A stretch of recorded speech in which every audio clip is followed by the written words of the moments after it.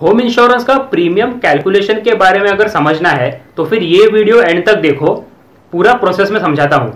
Home insurance purchase करने के पहले आपको ऑप्शन दिया जाएगा कि आपको होम बिल्डिंग कवर करना है या फिर वो बिल्डिंग के अंदर का होम कंटेंट सिर्फ कवर करना है, या फिर आपको दोनों कवर चाहिए, होम बिल्डिंग के साथ होम कंटेंट भी कवर होना चाहिए। आप ऑप्शन 3 सिलेक्ट करते हो जिसमें आप होम बिल्डिंग और होम कंटेंट दोनों कवर करना चाहते हो। तो फिर सबसे पहले आपके प्रॉपर्टी का वैल्यू या फिर घर का वैल्यू कितना है ये डिटरमाइन करते हैं।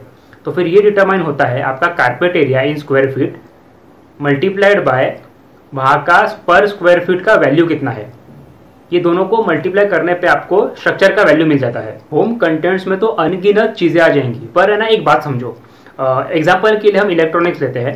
आपके घर में अभी अप्रोक्सीमेटली 5 लाख का इलेक्ट्रॉनिक है और ये आपको वैल्यू डिटरमाइन करना रहता है और मेंशन करना रहता है करंट वैल्यू आफ्टर डेप्रिसिएशन।